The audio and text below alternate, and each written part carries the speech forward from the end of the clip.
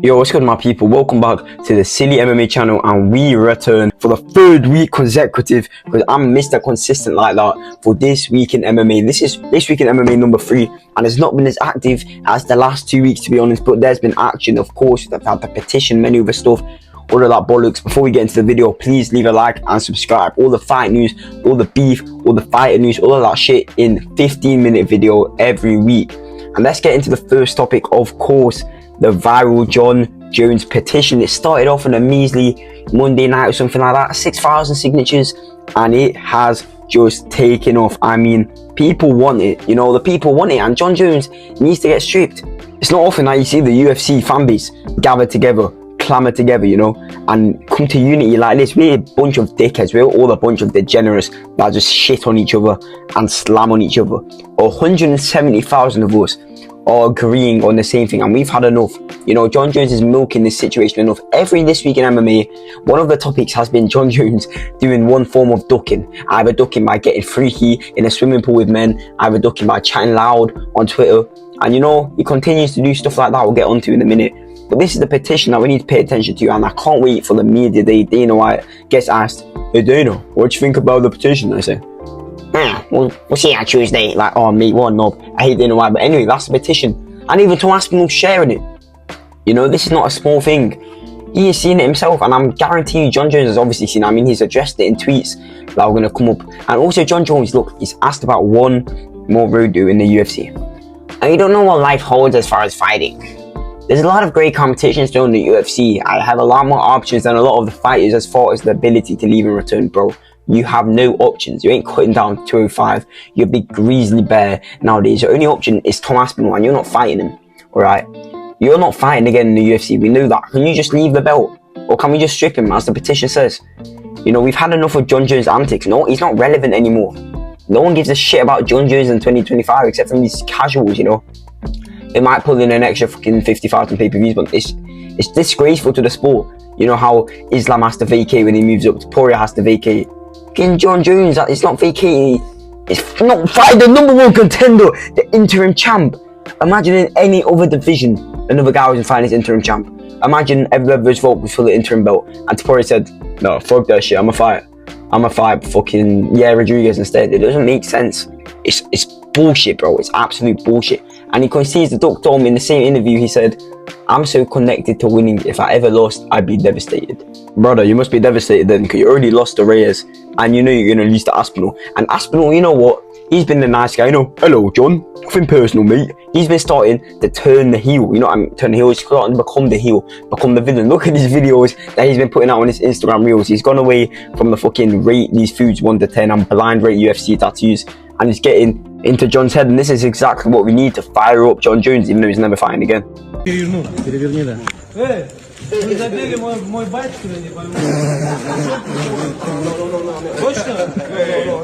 You want problem with this guy? You want problem?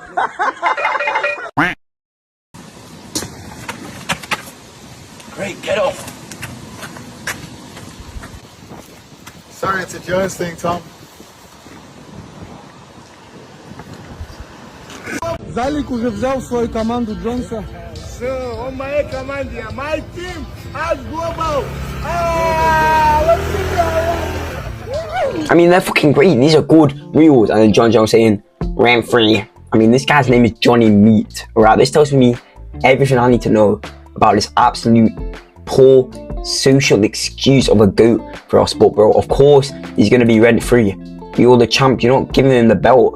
You know, but you gotta respect him, Aspinall. Everyone knows he's the real champ, and the crowd is united. And earlier today, he put on his tweet, "Just wrapped up the biggest seminar in Phuket history. Half the crowd flew in from the UK. How wild is that? Massive shout out to my guy Tom for all the free promo. Couldn't have done it without you." And you know, Tom 1 week ago would have said, "Hey, that's alright, John. Love you, mate. If you could fight me, I don't mind." But now he's saying, "My pleasure, John. Told you I'm not an asshole. Glad you're enjoying retirement. Thumbs up emoji. Duck emoji. Yes, Tom Aspinall. This is what we need. More of this, please." Enough of this nice guy shit, bro. No one cares about that. We need a bit of beef. And then Tom Aspinall, oh, you're on a thin line as well, bro. You cannot get away from us. This guy said on his Instagram, "Heavyweight news coming soon." And then throw a date on there as well. Heavyweight news. That word heavyweight, of course, relates to the word heavyweight division of the UFC. It was a fucking clothing line. Aspinall, you cannot send us. And the guy thinks he can cover it up by a few seconds later saying UFC announced my fight, guys, not me. And he also had another dig at Jon Jones. This is what we need. Sorry guys, I'm fighting for a new belt, interim of the interim BMF UFC heavyweight title in my best life. Living my best life. You see, these are the digs we need. Yes, Tom Aspinall, get at him, bro. This is what we need, and the whole UFC is fed up, you know, not Tom Aspinall. Even Rob Whittaker, bro, he's not relevant at all in any correspondent to the situation. He says, I'm done waiting. I don't know how Joe's still hold the belt. Yes, this is the voice of the people. And you think about it, the whole heavyweight division is being held, not only Jon Jones and all that, and Aspinall and all that people are being affected. Listen, even Volkov, bro, if it weren't for Jon Jones, I would have got my title shot a long time ago. My chances to fight for a title are getting smaller, time is running out. Everyone is getting fed up with Jon Jones. The rest of the heavyweight division is staying quiet about the situation. We've only heard Aspinall and Jones on it. But they're getting affected as well, man, and it's just holding up the whole division. Anyway, enough about Jon Jones. He doesn't need more of my time. Fuck that guy. Pimblett versus Arman. Oi, Paddy Pimblett, I fucking love you, bro. And a lot of people don't like you. I love you. Oh, come on. Be real, bro. Please. This is what he said. I'm hoping to fight in Abu Dhabi in October. I think it's more than likely Justin Gaethje. No one cares about Arman Tsarukyan, and people actually want to watch Gaethje fight, lad. People know it'll be an exciting fight, me versus Gaethje. Tsarukyan is just an absolute tool, lad. Be a BBC Sport. Yo, Paddy Pimblett, you've been gifted the easiest road to the title if you get Gaethje. You've already, in your past 3 fights, beaten Ferguson, fucking Bobby Green and Michael Chandler. These are all old heads, and you've looked good. It was impressive, yes. But we need to see you against someone in your prime, someone like you. You know, we have to see you against the Arman. Like, maybe even a Dan Hooker. Gaethje, like any grappler. Lucas Tracy did a video on this, bro. You put any grappler against Justin Gaethje, it's not going to be a fun fight. It might be a fun fight in exchanges, but it's obvious. Gaethje has no jiu-jitsu defense, bro. He has no jiu-jitsu, he has no ground game. He's shit. How this guy was a wrestler, I don't know. He's shit, and Paddy is making sure he doesn't get that Arman fight. He called him out in that 314 post-fight conference, whatever it fucking was called, you know what I mean? And yeah, now he's going back on his word, because he knows Arman would fuck him up, and I love Paddy. And then Arman Tsarukyan fight back. It was obvious you were talking trash with no intention of backing it up, brother. Your UFC career is built on handout, hype, and shortcut to the top, and I agree. As much as I love seeing Paddy Pimblett in the position he is now, he's been given a very, very easy road, you know, very simple task. He's beating Chandler and Green, bro. And of course, Paddy had to fire back saying, Rich boy talking about handouts, you've been handed everything on a silver platter your whole life by daddy. You never said I won't fight you, lad. It's just nobody cares about you after pulling out against Islam because we're backing you, lad. We all know you were menstruating, really, you sausage. Oi, fair enough to Paddy, he didn't say he wouldn't fight him, but I don't think he would take the fight, and he's ducking Arman, bro, because Arman is legit. Arman's a motherfucker, bro. Arman Tsarukyan is good, and Paddy Pimblett is trying to get away from that fight, and fair enough, I would be doing that too. And he said he hopes Ilia Topuria calls him out when, it says when he meets Shaz the Bronx Oliveira, my boy. I was thinking Ilia might call me out if he wins. I'd love to beat him to get the belt, and that's the fight he wants. And what I'm scared is the UFC won that fight as well, because that's the money fight. They all that beef, you know, but the Cloudy Mowdy, they had all that beef in the past. They called him a fucking fart or something, like stand up and do something. All that press conference, that was sick. Alright, but we need the right fights being made, and I already made a video on how Arman is getting screwed over. If he has to fight fucking Gamrot or some shit next, which he got offered, which is embarrassing, then I'm really sad, man. Well, I'm not sad, but I'm annoyed, you know what I mean? And Belal vs Nate Diaz. Fucking Nate Diaz in 25, bro. What is happening to the world, man? This is the MMA world we live in. And he said, I think I'll beat the shit out of Belal Muhammad. You know what? I wish I get famous one day to the point where I can just say some random shit off the top of my head and have some guy talk about it in a video. Like, Nate Diaz just said some words, and here I am, jobless and unemployed, just talking about how he said that. But anyway, he said he'd think he'd beat the shit out of Belal Muhammad. Brother, you ain't beating the shit out of Belal Muhammad. And Belal Muhammad, oh, people hate this guy. This guy's one-liners are sick. Must be on the same coke as Conor. Hey, fair enough, man. But Nate Diaz, shut the fuck up. Belal Muhammad's a motherfucker, bro. Former welterweight champ, you know. Nate Diaz, I actually love Nate Diaz. Who don't love Nate Diaz, man? Everybody love Nate Diaz. And also about Belal versus Shavkat. John Anik said Belal Muhammad will be fighting Mr. Shavkat Rakhmanov in October. Belal vs Shavkat in October. That is your breaking news. Hell yeah, man. I want to see this fight. I made it in my matchmaking video. This is the right fight to make. It was booked for the belt, and Shavkat was promised a shot. Sport doesn't wait for no one, man. He's been injured, and all of a sudden Brady, Islam, all these guys are in a division. This is the fight to make. Number one contender fight for Shavkat. Belal, if he wins, maybe another one, because I know the UFC ain't giving him that, but yeah, that's that. And then possibly the best news of the week, not for Mexicans, but I'll tell you what, for the rest of the community, hell yeah. There have been talks of moving UFC 320 from Mexico to the United States of America. amid reports that construction delays have forced the Arena Guadalajara to cancel events through 4th of September. And this means most likely, yeah, Rodriguez isn't getting a bullshit shot. And thank God, man, because that was not the fight to make. But not your UFC, not in Mexico. Are they going to change the name or are they going to keep it not your UFC? But this is kind of big, you know. I feel bad for the Mexicans. But as long as we see Volk versus Evloev now, please give me Volk versus Evloev. That's the right fight. None of this bullshit, UFC, please. And then on to the UFC 316 pay-per-view main event. It feels like there isn't even one next week. There's been no hype for this pay-per-view, but the boys are starting to get it hyped up. The first topic on this event, Merab injured. We went last week over Merab on that toe. We got a follow-up. That's nothing compared to some of the things we've had going into a lot of the fights. Merab's going to show up and do his job no matter what. Merab's a motherfucker, bro. He always gets injured. And he always just pushes on, you know, and you see these guys, Conor McGregor, all these bums, pulling out because tiny shit. Merab is a representative of what it is to be a world champion. I actually rate this guy. And if you hate Merab, 25, call him boring, call him pissed off. You can't call him boring because he's got a fun style and his out of octagon style adds that extra spark, you know. And also we got Merab chatting shit. I went easy on Jon in the first fight. I already kissed him. Now it's time to smash him. Pause. Merab, please. I'm not trying to get you on some Jon Jones shit. But yeah, interesting choice of vocabulary and conduction of behaviour. But I know what he's trying to say. He's going to fuck up Malley. But you know what? I'm kind of scared for Merab in this one. Because that first fight was a lot closer than a lot of people thought. And I'm going to pick Merab. I've definitely got Merab. But Malley, man, I feel like he's been doing work. And then what Sean O'Malley's been saying, it's been a lot of grappling. That's all we've been doing. I got a breaking machine. I got to beat him. I know I can beat Merab. He's open to getting knocked out. I'm very confident I can put his lights on. If I'm Sean O'Malley, yeah, do a bit of grappling, of course. But you're not going to become a better grappler than Merab Dvalishvili in a training camp, in a year, however long it's been since the fight. It's been less than a year, you know. In my opinion, you just got to sharpen the game plan a bit. Because his striking's excellent. There's nothing much you can do. But you can train the grappling a bit. Train the defense and all that, you know. Maybe not major jiu-jitsu defense. He's not going to submit you unless he surprises us. But in my opinion, it's all about conditioning and game plan. I mean, he won the 5th round.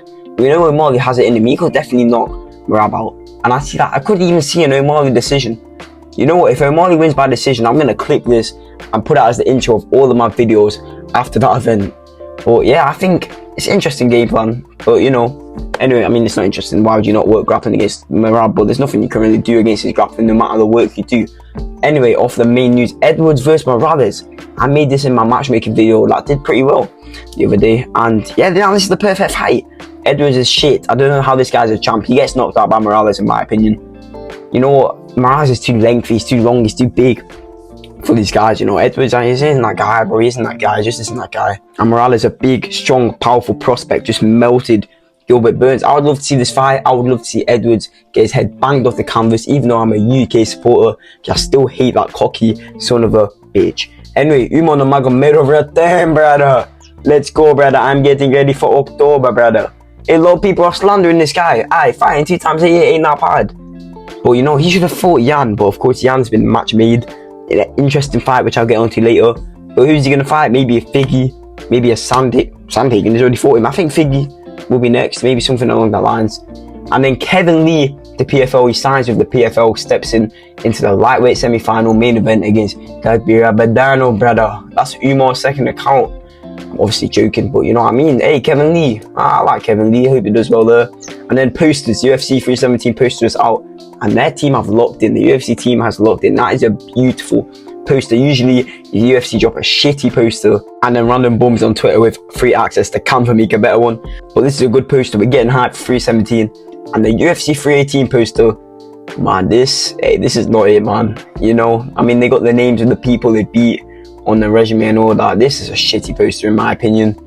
It's too much going on. I don't even know how I'm meant to look. And the BMF belt being advertised, it's just cringe. No one cares about the BMF belt, you know. This is a men's sport, not a toy game, like a kid's game. BMF belt, you're a world champ or you're not. Stop giving these fucking consolation belts to all these lightweight guys. But fair enough. And there isn't a co-main event on this poster, which means the UFC probably don't have big plans for a co-main event. We can see the card shaping up here, my friend. You are disrespecting Poirier. They better add 2 banger top 10 ranked matchups from any division except in the heavyweight division, of course. But Tory vs Allen is the supposed confirmed co-main event. Are you taking the piss? I'm gonna be sat there at fucking 5:50 AM watching Vittori versus Allen. Hell no, man, I ain't doing all that.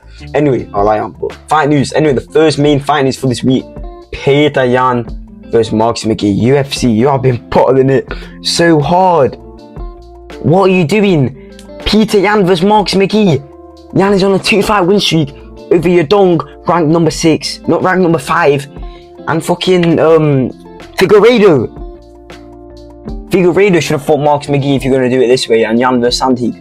Why is he fighting Micheal? And the thing is, Micheal could win as well, because we know Yan has that downloading process that he uses sometimes. If Micheal flukes his way to a win, it'll be even more jarring.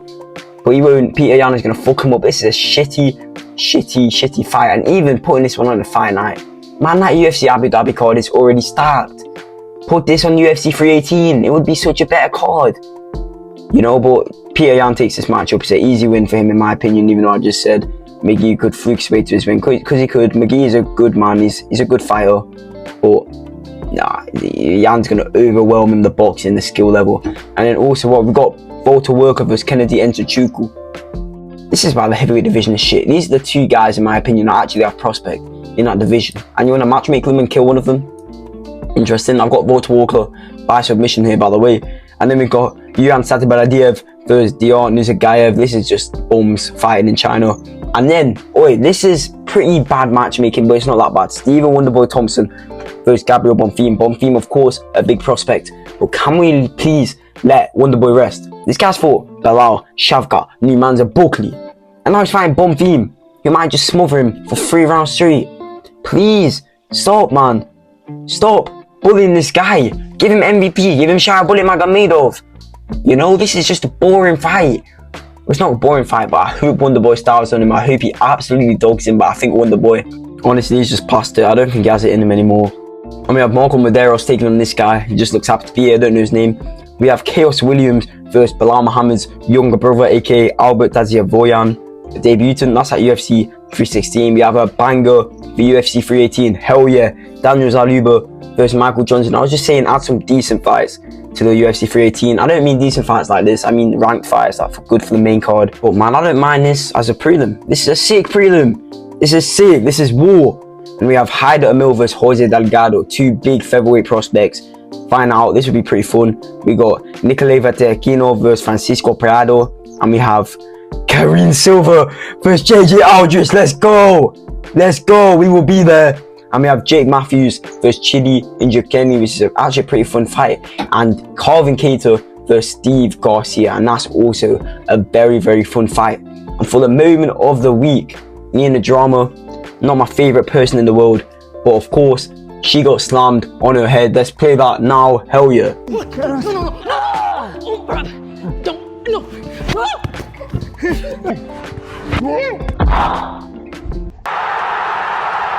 And that is it. I hope you enjoyed that beautiful sighting of NinaDrama getting chopped on her head. I'm sure she's a lovely lady, but she's not. Anyway, thank you for watching This Week in MMA. I'll see you next week on the channel. Go check out my other videos. Shout out SillyMMA.